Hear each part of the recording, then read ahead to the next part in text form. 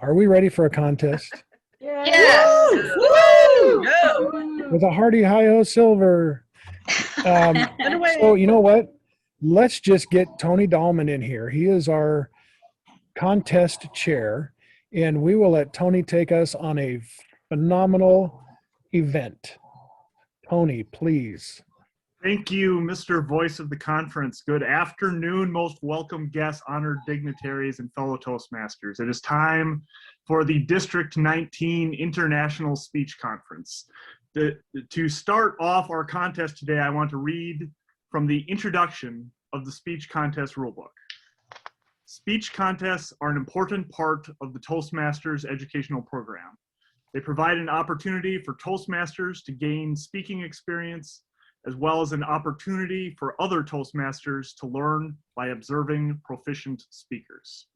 We definitely have an opportunity this afternoon to hear 4 excellent speakers in the District 19 International Speech Contest.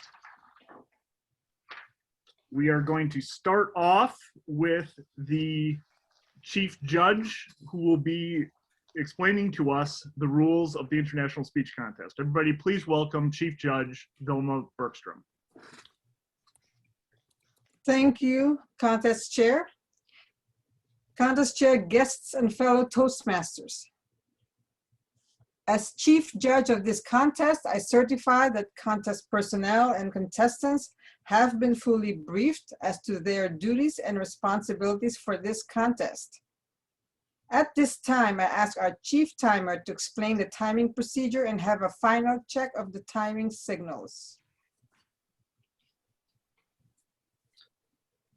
Thank you, Madam Chief Judge. Timing will begin with the contestant's first definite verbal or nonverbal communication with the audience.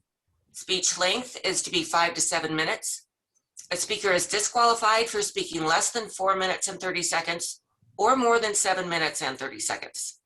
The green background will be displayed for timer 2, so you should pin timer 2.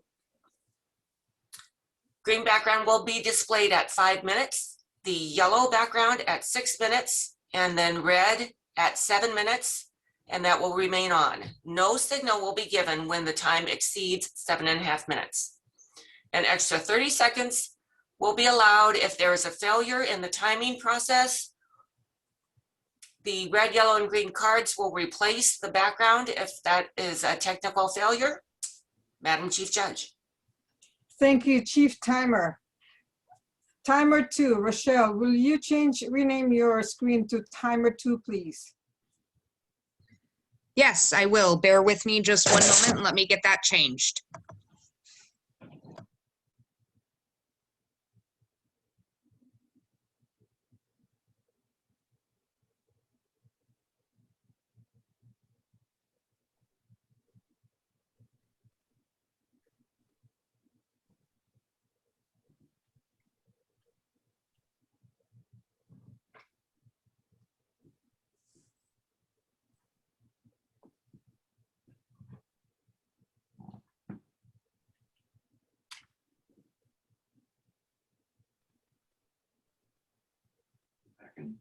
I am.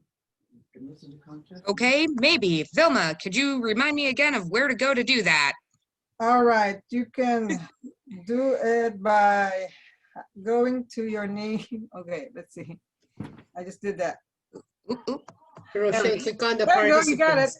participants. Maybe Matthew did it for. Oh, thank you. thank you. Thank you, Zoom Master. Okay, thank you. I believe we are ready. Thank you, Chief Timer and Timer 2. There will be 1 minute of silence between contestants for the judges to mark their ballots. Please do not disturb the judges' deliberations and marking of their ballots. And that will be hard to do in Zoom, but just don't disturb them. Everyone should continue being on mute with video off during this time. Protests regarding a presenter or speech material are limited to judges and contestants and shall be made to the contest chair or to me as the chief judge via text message notification prior to the announcement of the winners. Contest chair, we are in order. Thank you, Madam Chief Judge. Last night, we drew for speaking order, and the order of the contestants will be Speaker 1, Jane Schlegel, Schlegel. Speaker 2, Corey May, M-A-Y. Speaker 3, Tamara Dark, D-A-R-K. And Speaker 4, Tammy Dunn Peterson, D-U-N-N-P-E-T-E-R-S-O-N. Does anybody have any questions before we proceed? As a reminder, the chat is going to be disabled. If you need to get in contact with any contest officials, please send a message to the host and they will get you in touch with the appropriate contest officials. If there are no further questions, let the contest begin. Contestant number 1, Jane Schlegel, please turn on your camera and unmute yourself and say when you are ready to proceed.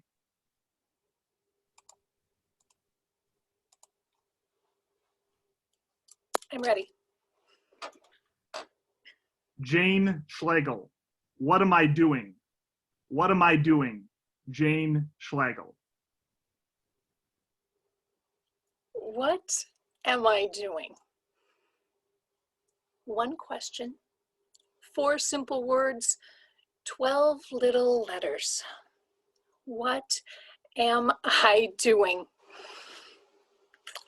I've often heard that the price of anything is the amount of life you exchange for it. Those are the words of Henry David Thoreau. The price of anything is the amount of life you exchange for it. I often wonder, what is the price that I'm paying for the things that I'm doing? Mr. Contest Chair, fellow Toastmasters and honored guests, I'm Jane Schlegel, and I'd like to share with you a conversation that I often have with myself about time and how I spend my time. Maybe you will be able to identify with some of these situations and reflect on how the conversation plays out in your head about how you invest your time. I often think of money when I hear the words price of something, spending, investing. But do I also consider time to be a precious resource, and that the price of an activity is the amount of life I've exchanged for it? It's almost like a transaction with the universe. But unlike money, I can't look in my checking account to see how much time I have left. The time I have here on this earth is limited and unknown. How often do I lift my head up and reflect, how am I spending my time? What am I doing? What am I doing? It really is a very simple question. A question with just 4 words and 12 little letters. Or is it, what am I doing? Or what am I doing? I contemplate if I'm living my best life. Am I learning, growing? Am I experiencing new experiences? Or am I just laying back and taking whatever life throws at me? I've asked myself this question. When I found myself on my phone, collecting, combining, crushing images of candy, I looked down and I realized an hour has slipped by. What am I doing? That is an hour of my life that I will never get back. Maybe I'm making dinner. I'm tired. Do I really rinse out this can of refried beans and recycle the can? Or do I just throw it in the trash? You know, recycling, the landfill, water pollution, air pollution, not my problem. Someone else can worry about that. No, what am I doing? Are the actions that I'm taking making the world around me a better or worse place to be?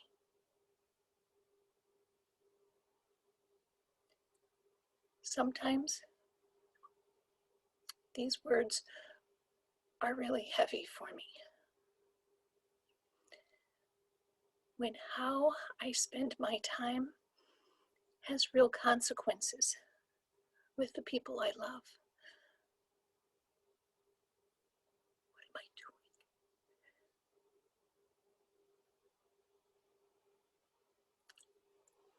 doing? I know that nobody can decide how to spend my time but me. It's up to me.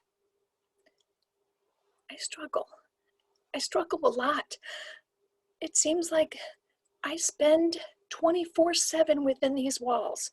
It feels like the days, the weeks, the months are just slipping by, almost like they're evaporating. Where's the time going? What actions or activities am I exchanging my life for? I know that I own my own decisions. My decisions are mine. But I am assured, and you can be too, that we are not alone on this path we call life. There are a lot of people, family, friends, strangers if we need them, that can help us back up on our feet. They can dust us off, and then we can take a look at that map again to try to figure out where we're going. This isn't just a responsibility. This is an opportunity. This is also not a lecture from me to you. This is a personal call from me to me. And maybe for you to you. Maybe I need to hear myself sweetly ask, what am I doing? And maybe I need to hear myself say, what am I doing?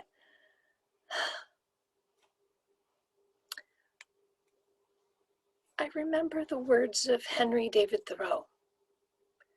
The price of anything is the amount of life you exchange for it.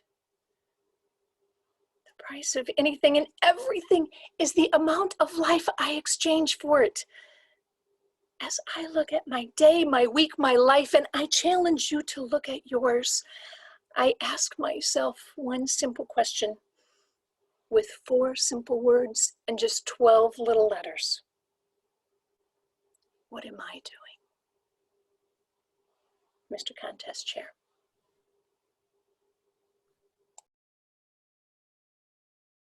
Timer, please time 1 minute of silence.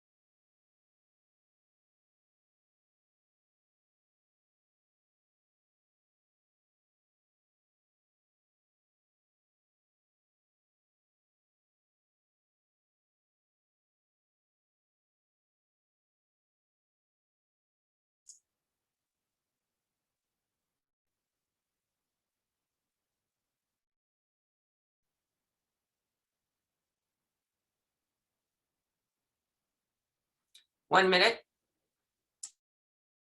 Contestant number 2, Corey May, please turn on your camera, unmute yourself, and tell us when you are ready to proceed.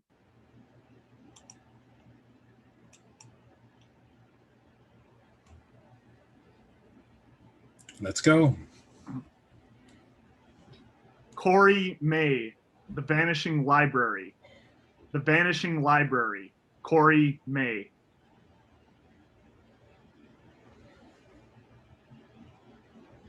What do you do with a family photo that has no identification on it? This is what I did. I asked the Google before Google, Mom, who are these people? Corey, this is me and your dad. These other two couples I don't remember, but we were all in Davenport, Iowa, and it was the 50s.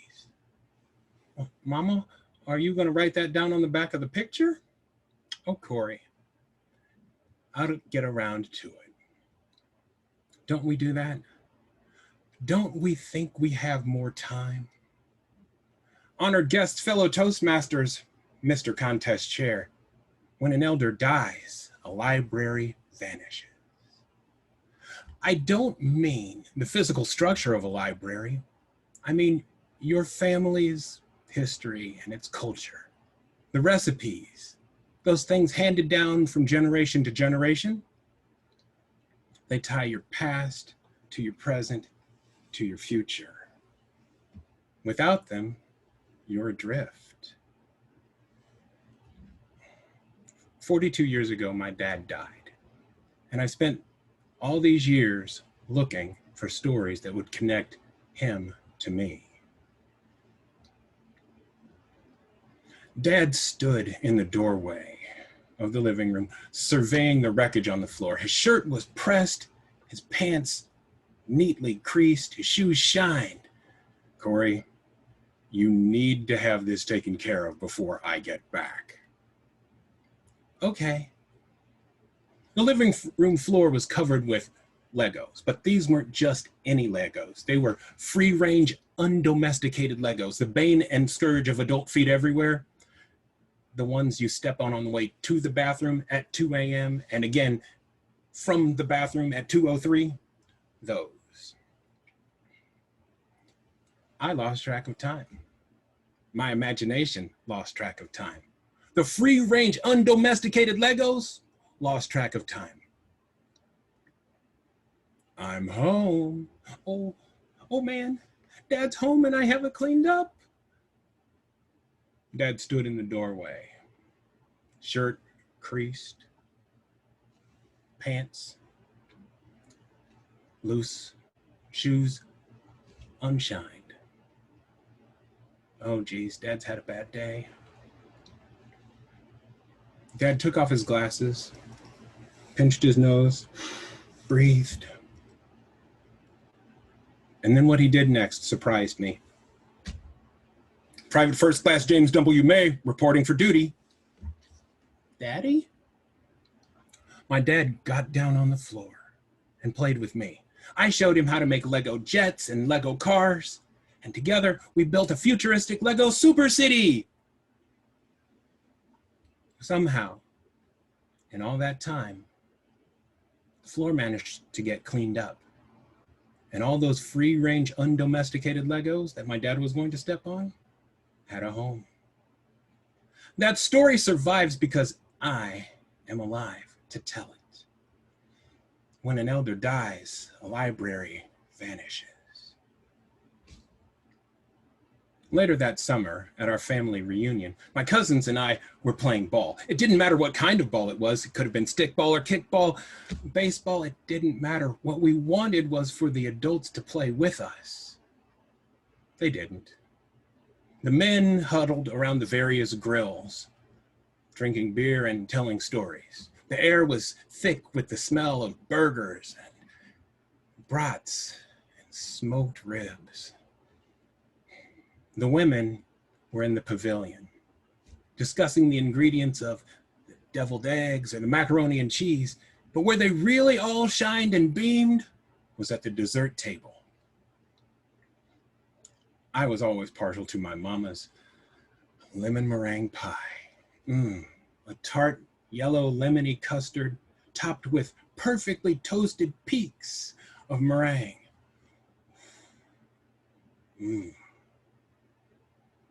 What I wish I had done was have a video camera. But back in the 70s, that just didn't happen. What I was missing out on was all the stories. Every one of those stories was a part of my family. Now, when we would go back to the hotel, I fell asleep comforted by the sound of adults telling stories and laughing. Mom's the last of that generation. She's the last living library. Mama still makes that lemon meringue pie from scratch, but sometimes she forgets the stories. When an elder dies, a library vanishes.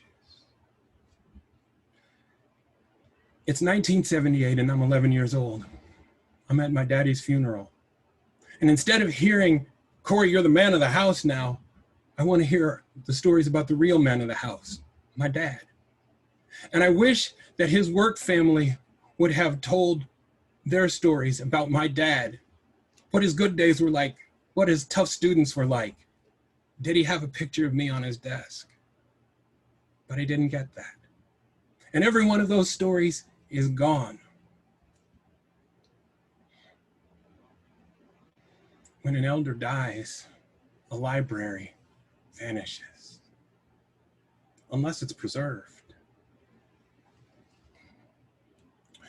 I was at Mom's house. Again, she's 93. I was digging through a box of odds and ends and I came across a cassette tape. And because Mom's 93, she had a cassette tape recorder. I put it in and I pressed play. And a few seconds later, for the first time in 42 years, I heard my dad's laughter. Mr. Contest Chair.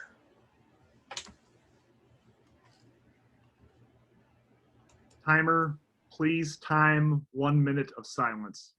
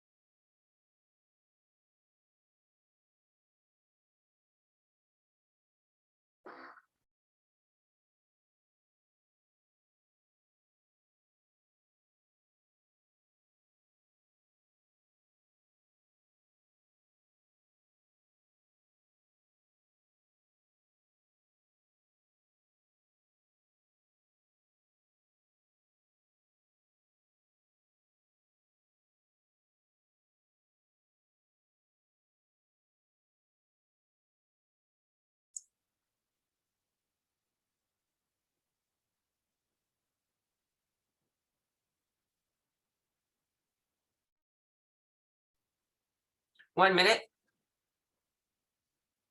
Contestant number 3, Tamara Dark.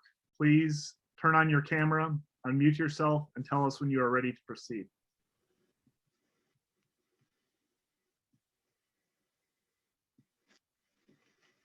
I'm ready. Did you Tamara- know that, I'm so sorry. Tamara Dark, navigating life's journey. Navigating life's journey. Tamara Dark. Did you know that 99% of Americans prefer not to engage in conversation at the grocery store checkout or the bank teller line? And that was before COVID. Did you also know that I'm the 1%? I love engaging in conversation. One never knows what gems will be unearthed with a little random chit chat. One such conversation led me to a life's lesson, that life is a journey. To navigate it well, one must make a plan, trust the detours, and embrace the chase. Thank you, Mr. Contest Chair, esteemed dignitaries, fellow Toastmasters, and guests. This particular conversation took place at the local farmers market. The azure blue sky was the perfect backdrop for the sights and sounds of the farmers market. from fruits and vegetables to flowers and trinkets, even summer ensembles from shirts to sandals. When one young woman walked by, I couldn't help but exclaim, "What an adorable dress!" She turned, beaming, and said, "Thank you so much," in what could only be a Colombian accent. "Habla español usted?" I asked. "Do you speak Spanish?" To which she replied, "Sí, claro." And off we went, chatting away in her first and my second language. I learned that life is a lesson. Life is a journey. To navigate it well, you must make a plan, trust the detours, and embrace the chase. I confessed momentarily that I was a little uncertain about my Spanish and would love the opportunity to practice more Spanish. "Te invito a mi club," she said, inviting me to her club, a bilingual Toastmasters club that met just miles from my home. Life is a journey. First of all, begin with a plan. I know the importance of a plan. I studied the effective habits of successful people, and I knew the importance of a plan. If you scramble the letters P-L-A-N, what do you get? Nothing, because there is only the plan. I headed off to college prepped with a plan with a capital P. I was going to begin by getting my bachelor's degree. What I hadn't planned on was meeting a bachelor who would fall desperately in love with me and beg me to marry him before I could graduate and get that degree. Make a plan and trust the detours. Detours are funny things. They sometimes lead us in the exact opposite direction of where we want to go. I spent time looking for a way to outsmart the detour planners, only to find myself right back where I started. Trust the detours. They will lead you where you need to be. Well, you know how my detour went. First comes love, then comes marriage, then comes baby and baby. But my care remained empty year after year. Sometimes it feels like life just reaches down and tears your plan apart, crumbles it up, and tosses it aside. It's hard to trust the detours. It's hard to trust the plan when your heart is broken. But I knew I wasn't going to be a mother. It made sense to go back and get that degree. I got my letter of acceptance the same time that I found out that I was expecting a baby. What a delightful detour that turned out to be. Trust the detours. Now, several years and 3 children later, I did go back and get a degree. However, now as a wife and mother, I was a non-traditional student, which I think meant that I was going to do the homework, show up for class, and not show up in pajamas and bunny slippers. Although I think my classmates might have been better prepared for Zoom meetings than I was. However, now as a mother, I realized it might be more prudent to change my degree to a more marketable one. So I changed my major and entered the field of education. 2 weeks into that program, I felt as if a veil had been lifted. I realized that during the interim years, I had taught children's choir, adult choir, taught piano, and even taught sign language to a homeschool group of kids. Trust the detours. They will get you to where you need to be. Now, as a college student, I finally earned that bachelor's degree. I was a little disappointed then when late summer arrived and I had not been offered a teaching position. I was frustrated. It seemed like I had a plan, I trusted the detours, but life was going to lead me on this wild goose chase. So I decided to embrace the chase. I had been working alongside Spanish speakers, and it had reignited in me that desire to be fluent in the language. So on a whim, I signed up for Spanish 101 at the local community college. However, halfway through the semester, I realized that I could turn passion into purpose by adding Spanish to my teaching degree. A few years later, I was offered my first position in education by teaching Spanish to elementary students. Embrace the chase. My fellow Toastmasters, my fellow travelers, life is a journey. To navigate it well, one must make a plan, trust the detours, and embrace the chase. And if I meet you at the grocery store checkout lane, you know what I expect. Mr. Contest Chair. Timer, please time 1 minute of silence.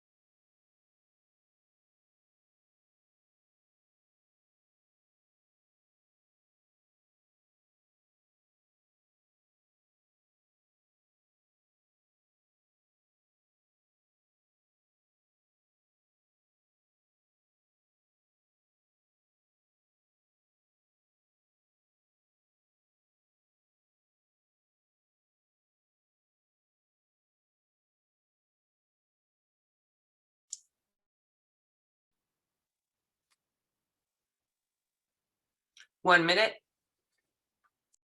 Contestant number 4, Tammy Dunn Peterson. Please turn on your camera, unmute yourself, and tell us when you are ready to proceed. I am ready, Mr. Contest Chair. Tammy Dunn Peterson. Gifts for Mom. Gifts for Mom. Tammy Dunn Peterson. Mr. Contest Chair, honored dignitaries, fellow Toastmasters, and guests. Several years ago, when one of my daughters was a teenager, they asked me what I wanted for my birthday, as it was coming up in a couple months.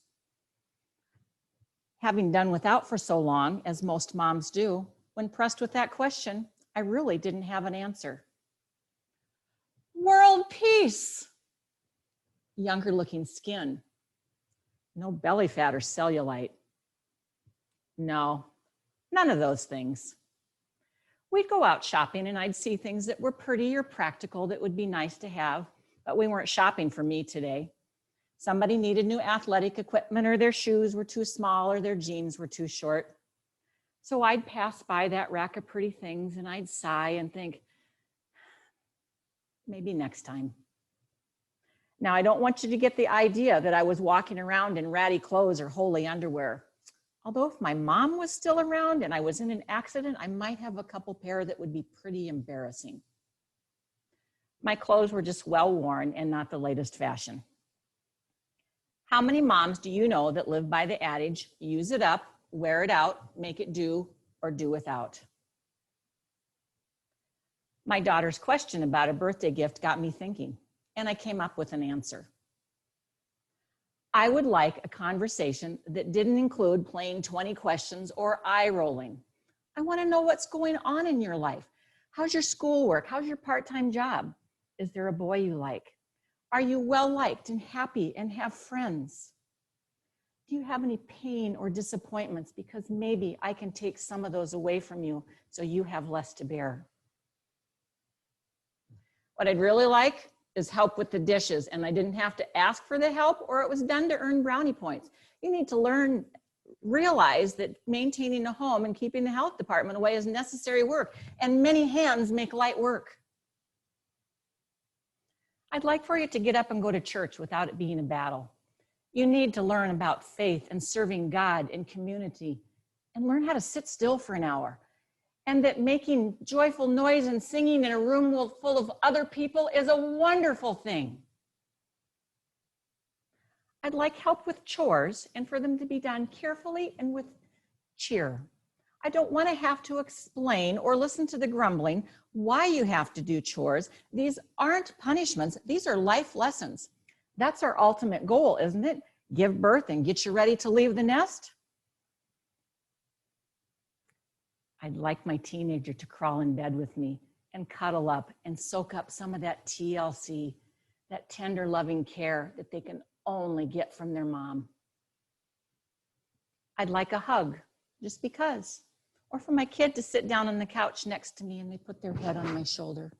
Or maybe they lay their head in my lap and I'm stroking their hair and I'm remembering when they're little. And I breathe in that baby smell just one more time. I'd like you to realize that because you got new shoes today, I'm not getting that blouse I looked at. I'd like for the things I do to be truly appreciated. Maybe not all the time, but at least every once in a while. I'd like for you to have empathy for your family, to know that we have needs and desires too. I have big shoulders. I can take the feelings that have been hurt on more than one occasion, but that's okay. I'm pretty sure you're going to grow out of this "it's all about me" stage at some point. I'd like to be recognized when we're out in public. I'm not out to embarrass you in front of your friends, but believe me, I could if I wanted to. I just want to know that you're okay, that you have money, that maybe you have a ride home, or that I was watching you tonight and I am so proud of you. I watch you grow and I push you to the next stages in life. I watch you stumble and I watch you succeed. If I could take away any of those stumbles, I would do it in a heartbeat. But if you never stumble, you'll never learn to handle adversity. Did you know that watching you stumble and succeed is a gift too? And if you listen very carefully, you're going to hear a silent cheer. Yay, that's my kid. Look at her go. None of these gifts come in a box with a bow or pretty wrapping paper. I don't necessarily need something to open. I just want to know that you're thinking about me, that you love me, that maybe you even like me. Because I have already received the greatest gift that I will ever receive, and that is the gift of you, Mr. Contest Chair.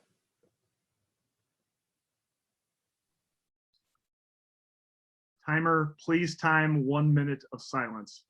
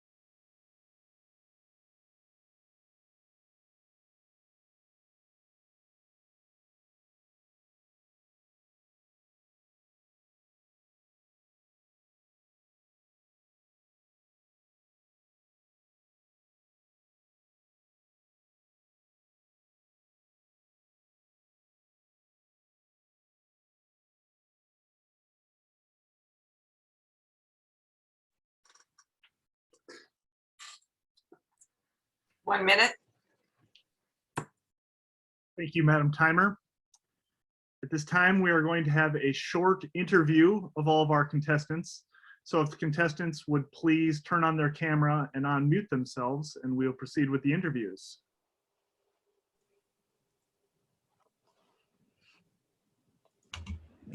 We're going to go in the order in which the contestants spoke. So our first contestant is contestant number 1, Jane Schlegel.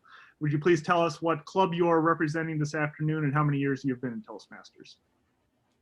Thank you very much, Contest Chair. I am representing Sunrise Marion, and I have been a Toastmaster for just 2 years. Thank you, Jane. I said at the beginning of the contest that this contest is an opportunity for other Toastmasters to learn by observing proficient speakers. So I want to dig a little deeper into that and give our audience today just a little bit of background in your speech development. So tell the audience what inspired your topic for your international speech today. That is a wonderful question. I have been thinking about giving this speech for many, many years. One of the items on my bucket list is to become a motivational speaker. And I always thought that I didn't have anything to say. But I always used a phrase and then said it in different ways. And that's the inspiration for this particular speech, where it's one sentence, but just emphasizing different ways that one sentence can make a difference. Well, thank you very much, Jane. Thank you very much for competing in today's speech contest. We'll now move on to our second contestant number 2, Corey May. Can you tell us what club you are representing today and how many years you've been in Toastmasters? That would be Crossroads Storytellers number 1443, North Liberty, Iowa. And I've been in Toastmasters now for almost 15 years.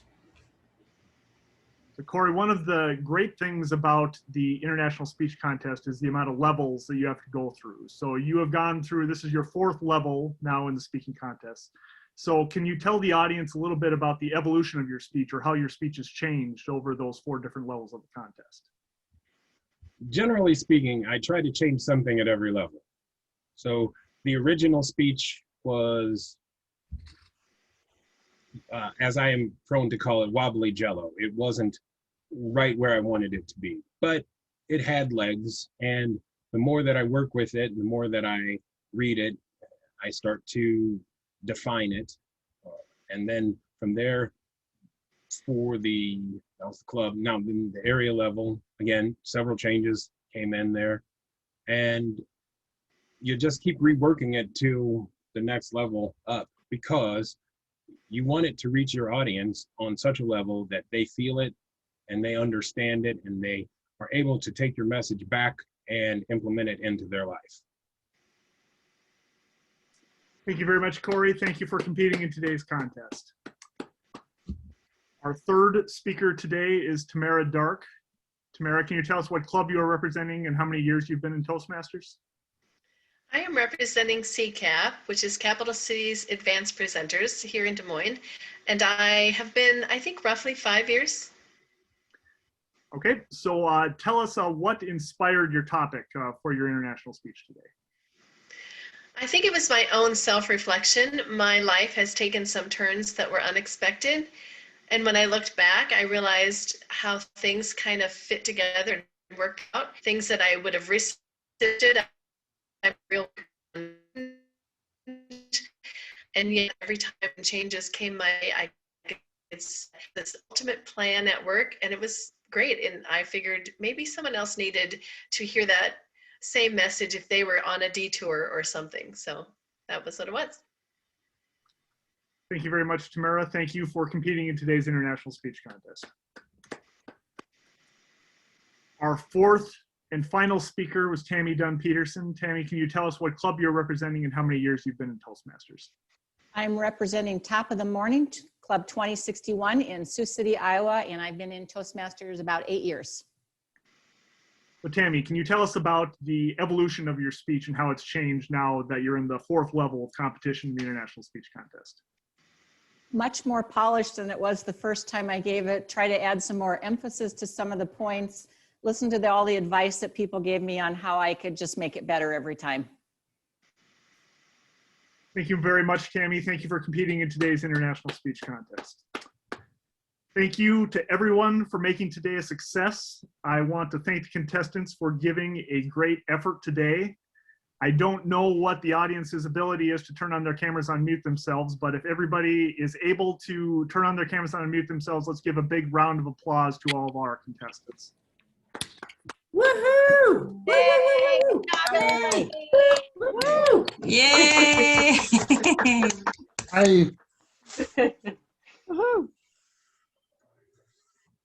There's a few people who I'd like to thank who have been working behind the scenes in this contest. First of all, I'd like to thank Chief Judge Vilma Bergstrom. I'd like to thank our timers, Dixie Overton and Rochelle Jameer. Our ballot counters, Michael Epperson, Raj Bukapatnam, and Eliza Gayador Joffrey, and our Zoom master, Matthew Knorr. I would also like to thank our judges who are working anonymously behind the scene to make the very difficult decision on who is going to be the winner of today's contest. The winners of the contest are going to be announced during the awards and closing remarks that are going to be taking place later tonight. This concludes the International Speech Contest, and I would like to turn it back to our voice of the conference, Mr. Dave Spencer. Thank you, Tony. Very nicely run contest. Don't you all agree?